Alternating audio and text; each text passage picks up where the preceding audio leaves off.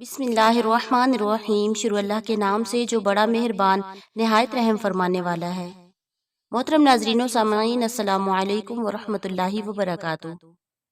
شیخ عبد الواحد بن زید رحمۃ اللہ علیہ فرماتے ہیں، ایک مرتبہ میں جہاز میں سوار تھا۔ تلاطم امواج سے جہاز ایک جزیرہ میں جا پہنچا۔ اس جزیرہ میں ہم نے دیکھا کہ ایک شخص ایک بت کی پرستش کر رہا ہے۔ ہم نے اسے دریافت کیا کہ تو کس کی عبادت کرتا ہے؟ اس نے بت کی طرف اشارہ کیا۔ ہم نے کہا، تیرا معبود خالق نہیں بلکہ خود مخلوق ہے، اور ہمارا معبود وہ ہے جس نے اسے اور سب چیزوں کو پیدا کیا۔ اس بت پرست نے دریافت کیا کہ تم کس کی عبادت کرتے ہو؟ ہم نے جواب دیا کہ ہم اس ذات پاک کی عبادت کرتے ہیں جس کا آسمان عرش میں ہے اور زمین میں اس کی دار و گیر ہے، اور زندوں میں اور مردوں میں اس کی تقدیر جاری ہوتی ہے۔ اس کے نام پاک میں اس کی عظمت اور بڑائی نہایت بڑی ہے۔ اس نے پوچھا، تمہیں یہ باتیں کس طرح معلوم ہوئی؟ ہم نے کہا، اس بادشاہ حقیقی نے ہمارے پاس ایک سچے رسول کو بھیجا۔ اس نے ہمیں ہدایت کی۔ پھر اس نے پوچھا کہ وہ رسول کہاں ہے اور ان کا کیا حال ہے؟ ہم نے جواب دیا کہ جس کام کے لیے خدا تعالیٰ نے انہیں بھیجا تھا، جب وہ کام پورا کر چکے تو انہیں اپنے پاس بلا لیا۔ اس نے کہا، رسول خدا نے تمہارے پاس اپنی کیا نشانی چھوڑی ہے؟ ہم نے کہا، اللہ کی کتاب۔ کہا، مجھے دکھاؤ۔ کہنے لگا، میں تو جانتا نہیں، تم پڑھ کر سناؤ۔ ہم نے اسے ایک سورت قرآن پاک کی پڑھ کر سنا دی۔ وہ سن کر روتا رہا اور کہنے لگا، جس کا یہ کلام ہے اس کا حکم تو دل جان سے ماننا چاہیے اور کسی طرح سے اس کی نافرمانی نہیں کرنی چاہیے۔ پھر وہ مسلمان ہو گیا۔ ہم نے اسے دین کے احکام اور چند صورتیں سکھائی۔ جب رات ہوئی اور ہم سب اپنے اپنے بچھونوں پر لیٹ رہے تھے، وہ بولا، بھائیوں، یہ معبود جس کا تم نے مجھے پتہ اور صفات بتائی، کیا وہ سوتا بھی ہے؟ ہم نے کہا، وہ سونے سے پاک ہے اور وہ ہمیشہ زندہ قائم ہے۔ اس نے کہا، کیسے برے بندے ہو، تمہارا مولا نہیں سوتا اور تم سوتے ہو۔ اس کی یہ باتیں سن کر ہمیں بڑی حیرت ہوئی۔ مختصر یہ کہ ہم وہاں چند روز رہے۔ جب وہاں سے کوچ کا ارادہ کیا تو اس نے کہا، بھائیوں، مجھے بھی ساتھ لے چلو۔ ہم نے قبول کر لیا اور چلتے چلتے ہم آبادان میں پہنچے۔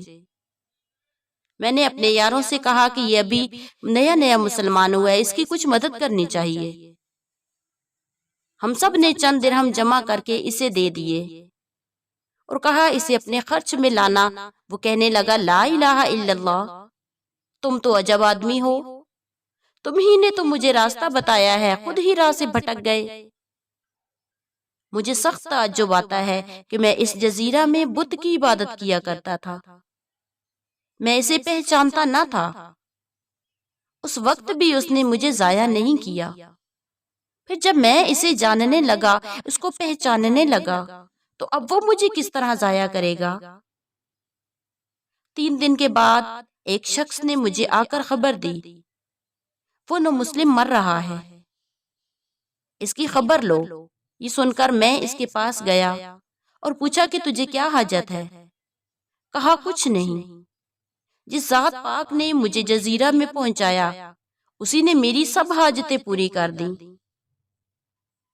عبد الواحد رحمۃ اللہ فرماتے ہیں کہ مجھے وہیں بیٹھے بیٹھے نیند کا غلبہ ہوا تو میں سو گیا۔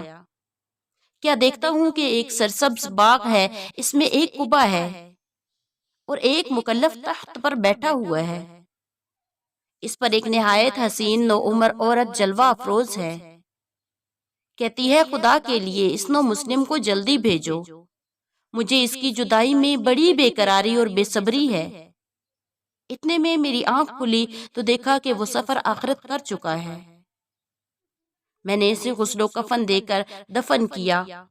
جب رات ہوئی تو خواب میں وہی قبا اور باغ اور تخت اور وہی عورت اور پہلو میں اس نو عمر کو دیکھتا ہوں کہ وہ یہ آیت پڑھ رہا ہے، وَالْمَلَائِكَةُ يَدْخُلُونَ عَلَيْهِمْ مِنْ كُلِّ بَابٍ سَلَامٌ عَلَيْكُمْ بِمَا صَبَرْتُمْ فَنِعْمَ عُقْبَى الدَّارِ۔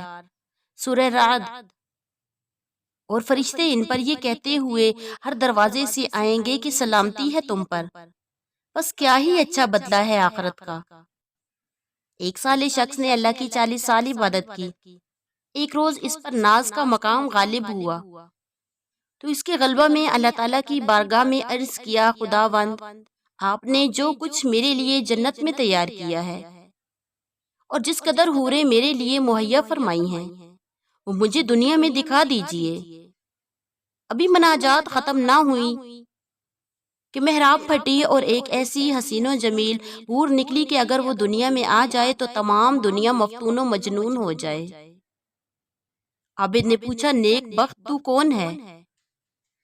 آدمی ہے یا پری ہے؟ اس نے عربی کے چند اشعار پڑھے جن کا مضمون یہ تھا، تو مولا سے جو چاہتا تھا وہ تجھے ملا اور مجھے اللہ تعالیٰ نے بھیجا ہے، میں تیری مونس بنوں اور تمام رات تجھ سے باتیں کروں۔ عابد نے پوچھا، تو کس کے لیے ہے؟ کہا، میں آپ کے لیے ہوں۔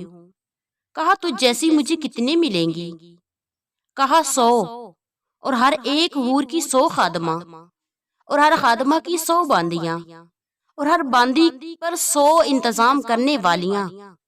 عابد یہ سن کر بہت خوش ہوا اور خوشی میں آ کر پوچھا، اے پیاری، کیا کسی کو مجھ سے زیادہ بھی ملیں گی؟ حور نے کہا، تم بیچارے تو کچھ بھی نہیں، اتنا تو ادنا ادنا جو صبح و شام استغفر اللہ العظیم پڑھ لیتے ہیں اور سوائے اس کے ان کا کچھ کام نہیں، انہیں مل جائیں گی۔ اللہ اکبر۔ شیخ ابو بکر زریر رحمۃ اللہ علیہ فرماتے ہیں، میرے پاس ایک خوبصورت غلام تھا، دن کو روزہ رکھتا تھا، رات بھر نماز پڑھتا تھا۔ وہ ایک دن میرے پاس آیا اور بیان کیا، آج میں سو گیا تھا کہ معمولی اوراد بھی ترک ہو گئے۔ خواب میں کیا دیکھتا ہوں کہ گویا سامنے سے محراب پھٹ گئی ہے اور اسے چند حسین لڑکیاں نکلی ہیں۔ ان میں سے ایک لڑکی نہایت ہی بدصورت تھی، میں نے عمر بھر ایسی کبھی نہ دیکھی تھی۔ میں نے پوچھا، تم سب کس کے لیے ہو اور یہ بدصورت کس کے لیے ہے؟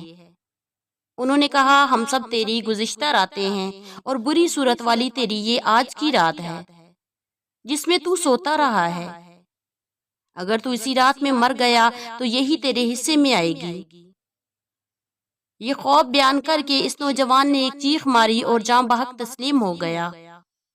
اس حکایت سے معلوم ہوا کہ جنتیوں کی حوریں اتنی ہی حسین ہوں گی جتنا انہوں نے اپنی عبادات کو حسین انداز سے ادا کیا ہوگا۔ شیخ سلیمان دارانی رحمۃ اللہ علیہ کہتے ہیں کہ میں ایک رات سو گیا تھا اور معمولی کے وظائف بھی رہ گئے تھے۔